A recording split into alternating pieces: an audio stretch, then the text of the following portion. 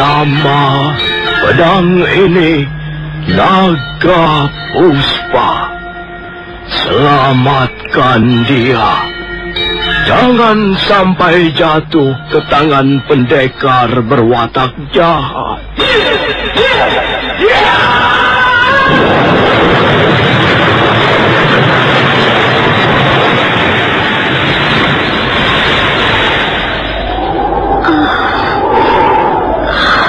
Kakang Kamandanu, kau masih juga tidak percaya bahwa aku mencintaimu. Mesin, maafkan aku, Mesin. Mesin.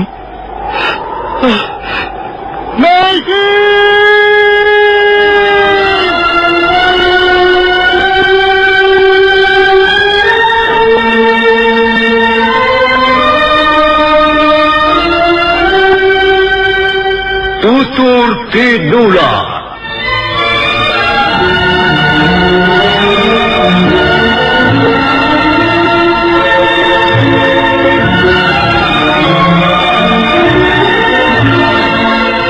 Sebuah sandiwara radio serial, produksi Sanggar Cerita dan Teater Sanggar Prativi. Sebuah kisah dengan latar belakang sejarah runtuhnya Singasari dan berdirinya Kerajaan Majapahit.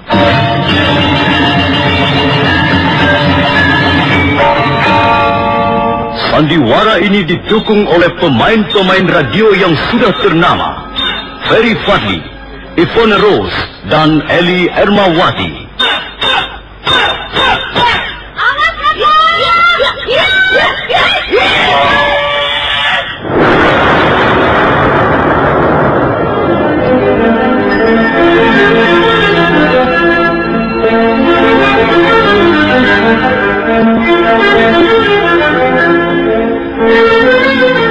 Cerita ini ditulis dan disusun oleh S. Tijab.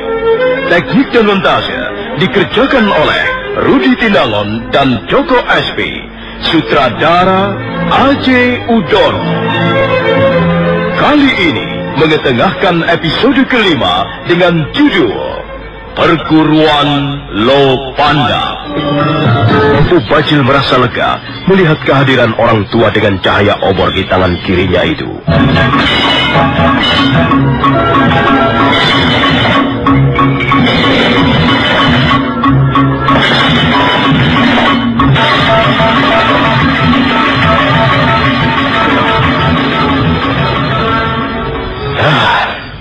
Banyak benar tamuku malam ini.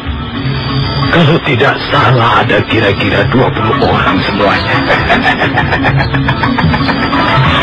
Kaukah yang bernama Empu Hanggareksa? Iya, benar. Bagus. Tapi perhitunganmu kurang tepat. Kami semua berjumlah 40 orang, Hanggareksa. Kau tentu tidak melihat teman-teman kami yang mengepung rumahmu ini 4 jurusan. Oh, jadi kalian telah mengepung rumahku. Kalau begitu, sudah dapat dipastikan bahwa kalian datang bukan dengan maksud-maksud yang baik. Soal itu bisa kita lihat nanti, Hanggareksa. Satu hal yang perlu kau ketahui, bahwa sekalipun malam ini kau banyak menerima tamu, itu bukan berarti kau orang penting. Aku pun sekarang sudah menarik kembali anggapanku yang ternyata keliru. Rupanya aku bukan kedatangan para tamu yang terhormat, yang pantas mendapat sambutan hangat. Rupanya kalian ini cuma sekelompok orang yang senang berkuda malam hari, sambil merampas harta benda orang lain. Hanggareksa, kami datang atas nama pemerintah Kediri. Oh, jadi kalian datang membawa amanat dari pemerintah Kediri. Ya, kalau memang benar, mestinya kalian bisa datang besok pagi. Kalau bisa mengutarakan apa maksud kedatangan kalian secara baik, dan kalian pasti akan mendapat sambutan yang pantas, sebagaimana layaknya seorang aparat kerajaan. Hanggareksa, sekarang adalah zaman Kediri, zaman Singasari, zaman di mana kau bisa amukti wibawa bersama Kertanegara sudah berlalu. Sekarang kau bukan lagi Hanggareksa yang ternama. Hanggareksa yang dihormati masyarakat luas karena jasa-jasanya pada negara. Iya. Perkataanmu itu benar sekali. Aku bukan lagi Empu Hanggareksa yang dulu. Aku sekarang tinggal sepotong tulang yang dibungkus kulit keriput. Bagus. Kalau kau mau mengakui keadaanmu sekarang. Tapi sangat disayangkan. Mestinya kau hidup dengan sedikit berhati-hati. Dan tidak perlu merasa menjadi orang yang perkasa lagi. Mestinya kau hidup untuk dirimu sendiri, Hanggareksa. Uruslah dirimu sendiri yang tinggal puing-puing diliputi debu usia tuamu. Tapi mengapa kau masih juga merasa gagah? Merasa punya nyali untuk memberikan tempat penampungan seorang wanita pelarian? Apakah kau tidak tahu bahwa dengan begitu kau telah melakukan suatu kebodohan besar? Kamu pastilah pemimpin rombongan. Apa kau tidak bisa bicara lebih jelas dan lugas? Hanggareksa, minggirlah. Prajurit-prajurit itu akan segera menggeledah rumahmu. Untuk apa mereka menggeledah rumahku? Apa yang mereka cari? Kalian mau apa dariku? Kebo Keluyur. Iya, Tuan. Turunlah dari punggung kudamu. Selanjutnya kau tahu apa yang harus kau lakukan. Baik, Tuan. Hei, Pak Tua, berilah aku jalan untuk memasuki pintu rumahmu. Dengan cara seperti ini, aku tidak akan pernah mengizinkan seorang pun memasuki pintu rumahku. Aku tidak perlu minta izin. Dan aku melarangmu memasuki rumahku. Selangkah lagi kau mendekat, aku tidak akan tinggal diam. Tua bangka tak pandai mengukur diri. Kalau kau melarang, aku akan memaksa. Rupanya kau lebih menyukai kekerasan, ya?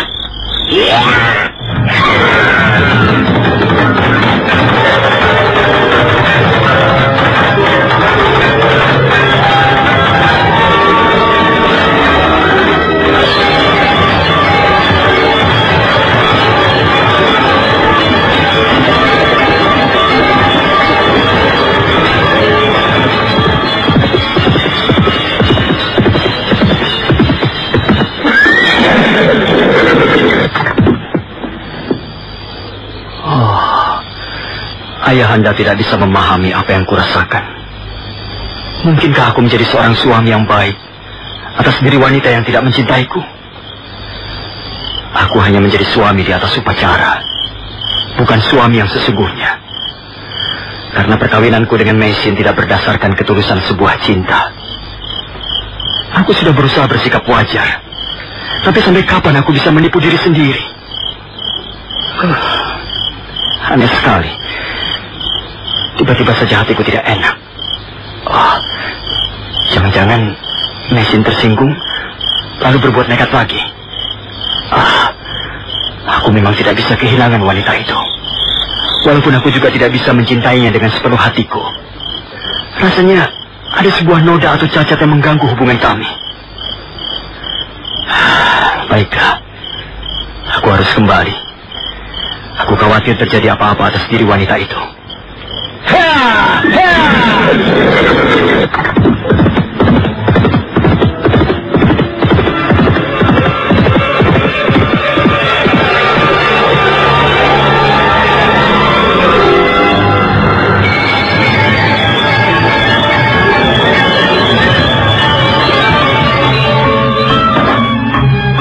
Setelah membalikkan kudanya, laki-laki tegap perkasa itu, yang tak lain adalah Arya Kamandanu, segera mengaburkan binatang itu kembali ke Kurawa.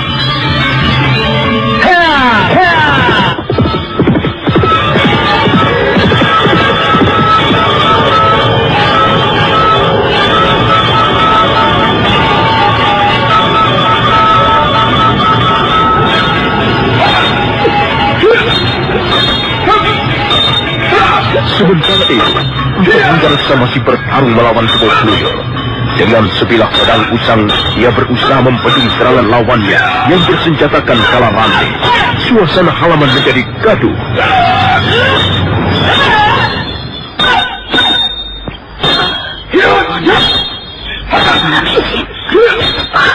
Rupanya Nona sudah terbangun juga. Ada keributan di halaman, Nyi Rongkot.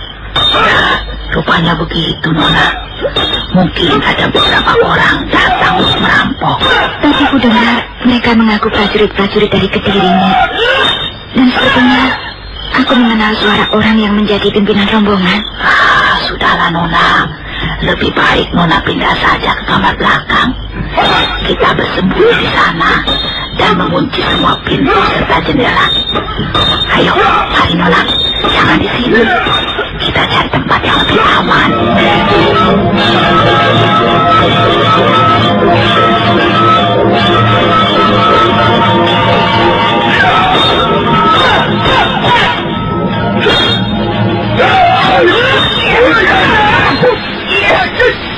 Minggirlah ke bawah keluyur. Tapi jangan hilang kewaspadaan. Tutuplah semua lubang yang kemungkinan bisa digunakan orang tua itu untuk meloloskan diri. Awasi samping rumah dan gandok di depan itu. Baik, Tuan.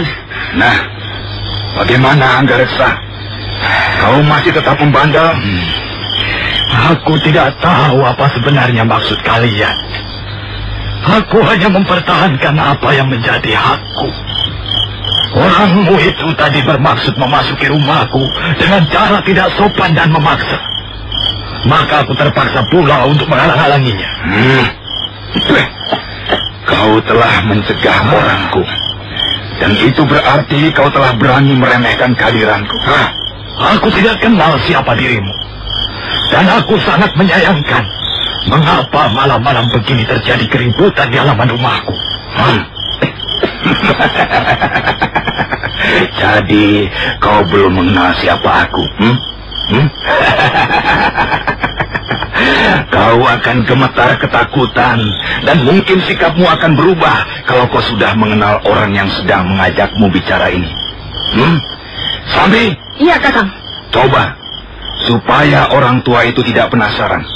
Tolong kau perkenalkan siapa diriku. Baik, Kakang. Hai, Empu Hanggareksa. Mungkin kau pernah mendengar seperti apa dahsyatnya Aji Segara Geni. Mungkin kau juga pernah mendengar seperti apa ampuhnya tongkat pencabut roh. Dan mungkin kau tahu di mana letaknya lereng Gunung Tengger.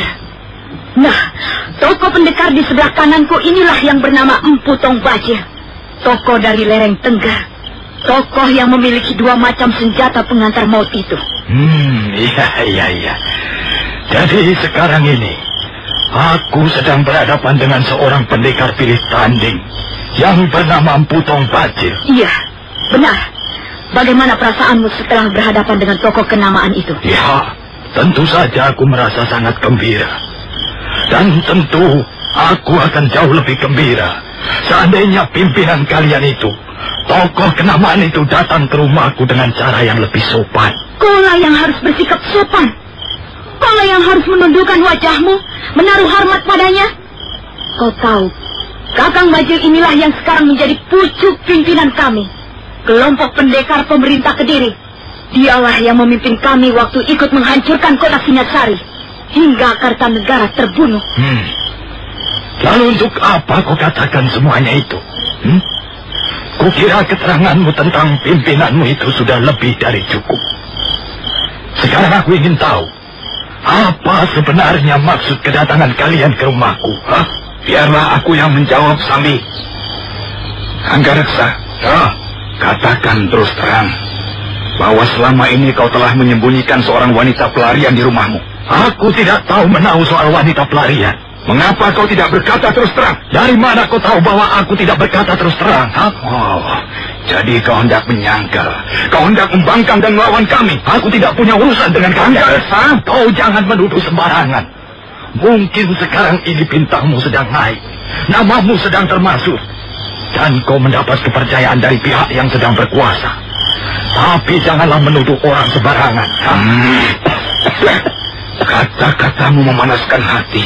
Aku tak sudi diperlakukan sewenang-wenang. Ini rumahku. Aku bisa berbuat apa saja di rumahku. Bahkan kalau perlu aku bisa mengusir kalian. Kurang ajar. Orang tua bangka ini agaknya tidak memikirkan lagi keselamatan jiwanya, Kakang. Sambil biar aku yang merampungkan urusan ini. Jadi kau masih tidak mau mengakui, masih berusaha menyangkal bahwa kau menyembunyikan wanita pelarian itu. Aku tahu. Aku pasti telah kena fitnah. Pasti ada orang yang tidak senang padaku. Lalu dia berusaha melancarkan fitnah. Ya, memang benar. Ada orang yang tidak senang padamu. Mungkin dia telah memfitnahmu. Tapi mungkin juga keterangan yang diberikan pada kami ada benarnya. Nah, Anggareksa, kau akan segera tahu siapa orangnya.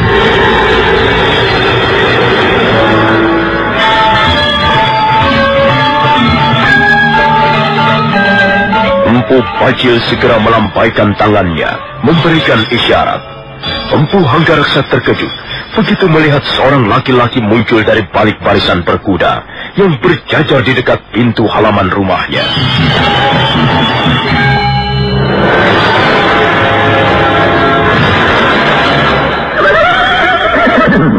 Oh, Dwi Pangga. Arya Dwi Pangga. Benarkah kau Arya Dwi Pangga? Iya, saya Arya Dwi Pangga. Bagus. Bagus sekali kelakuanmu, Dwi Pangga. Kau memang anak mursa, anak durhaka. Tapi aku sama sekali tidak menduga bahwa kau bisa berbuat sejahat ini. Berapa kau diupah oleh orang-orang itu? Dwi Pangga, kau dijanjikan apa sehingga kau sampai hati menyerahkan daging sanak keluargamu ke moncong buaya? Hah?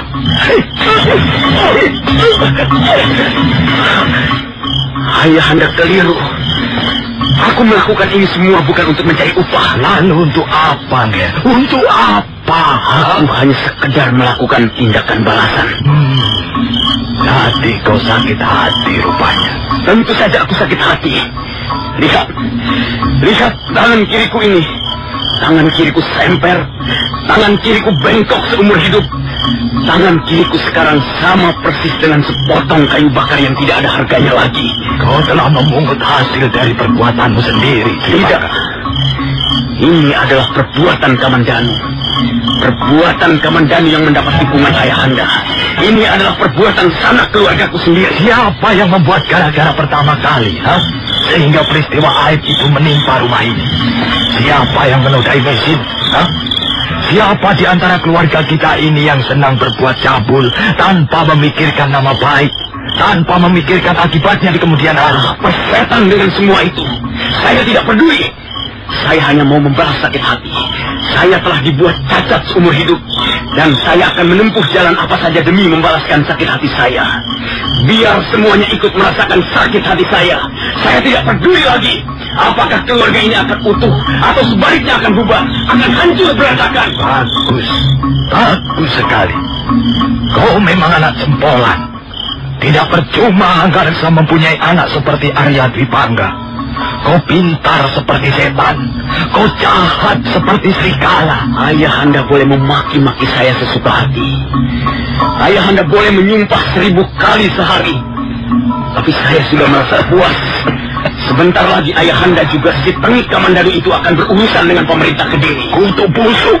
Kubunuh kau. Kubunuh kau.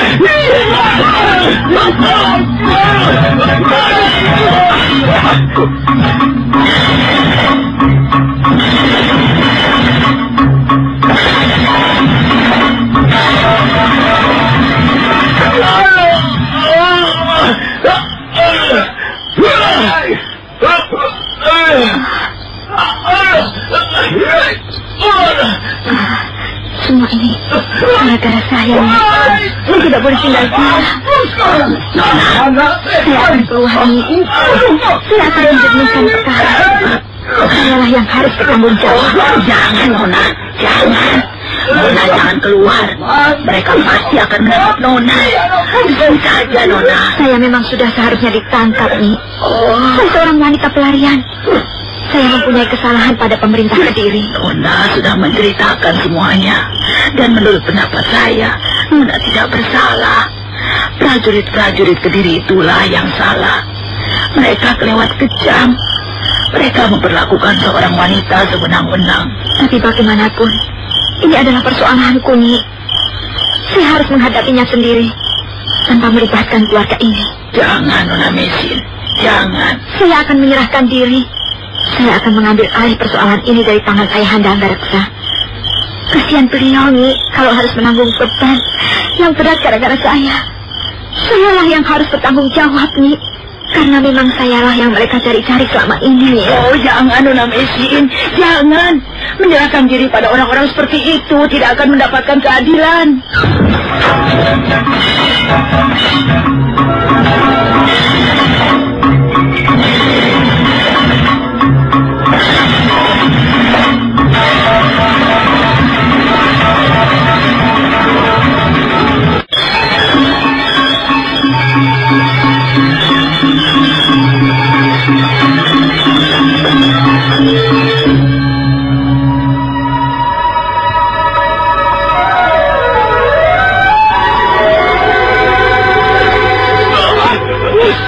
Halaman rumah Empu Hanggareksa masih terdengar gaduh. Orang tua itu menghajar anak laki-lakinya dengan tendangan, pukulan dan makian. Empu Bajil, Dewi Sambi dan yang lainnya hanya melihat saja tontonan di hadapan mereka. Sementara itu di ruang belakang, Nyi Rongkot berusaha mencegah Mesin yang ingin keluar untuk menyerahkan diri. Ayo, bunuhlah anakmu. Jangan, Nona.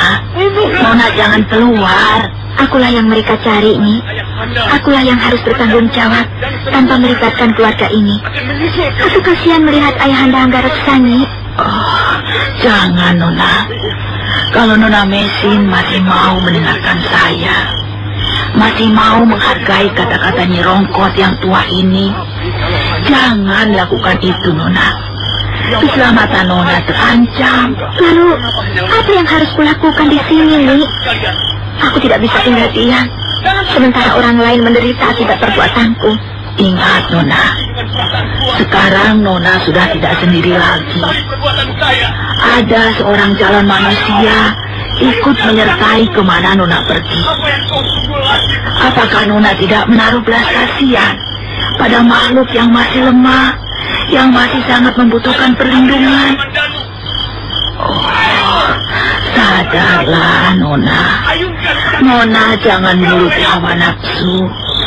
Nona harus tetap mampu berpikir terang. Tapi, apa yang harus kulakukan, Nyi? Aku jadi tidak mengerti dengan semua ini. Nona Mesin, sekarang ini Nona harus bisa mengambil sikap yang bijaksana sesuai dengan tuntutan bagi semua wanita sebagai calon ibu. Nona jangan berpikir macam-macam. Tugas dan kewajiban Nona sekarang yang paling utama dan paling mulia adalah menyelamatkan ini, seorang bayi manusia.